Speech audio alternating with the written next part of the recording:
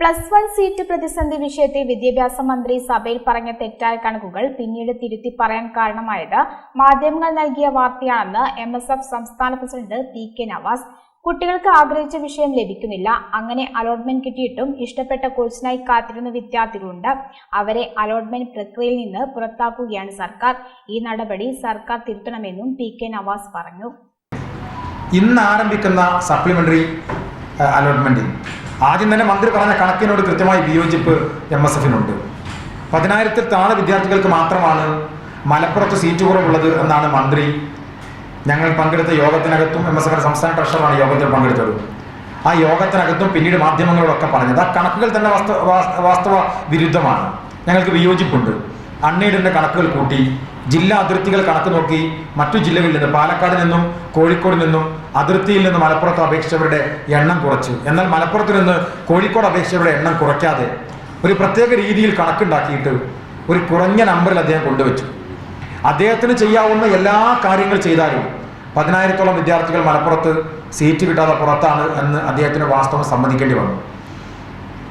അതിൽ അദ്ദേഹം ചെയ്തൊരു കുബുദ്ധി എന്ന് പറയുന്നത്, സ്വാഭാവികമായി +1 സയൻസിന് ആഗ്രഹിക്കുന്ന ഒരു കുട്ടി സയൻസിന് അപേക്ഷ കൊടുത്താൽ ഫസ്റ്റ് അലോട്ട്മെന്റിൽ ഹ്യൂമാനിറ്റീസിന് കിട്ടിയാൽ കുട്ടി ചേരില്ല. കുട്ടിക്ക് താല്പര്യം സയൻസാണ്. 90% മുകളിൽ മാർക്കുള്ള കുട്ടികൾ സെക്കൻഡ് അലോട്ട്മെന്റിലും അവർക്ക് വിചാരിച്ച സബ്ജക്റ്റ് സയൻസ് കിട്ടുന്നില്ല. തേർഡ് അലോട്ട്മെന്റിലും അവർക്ക് വിചാരിച്ച സബ്ജക്റ്റ് കിട്ടുന്നില്ല. 3 അലോട്ട്മെന്റിലും അവർക്ക് സയൻസ് ബാച്ച് ആഗ്രഹിച്ച് 9 A+ഉം 8 A+ഉം ഉള്ള കുട്ടികൾ അങ്ങനെ അവസരം കിട്ടാതെ വരുമ്പോൾ അവർ ചേരുന്നില്ല. ആ ചേരാത്ത കുട്ടികൾ ഏകജാലക സംവിധാനത്തിൽ നിന്ന് പുറത്തു പോവുകയാണ്. അങ്ങനെ പുറത്തുപോയ 7,056 കുട്ടികൾ മലപ്പുറം ജില്ലയിലുണ്ട്.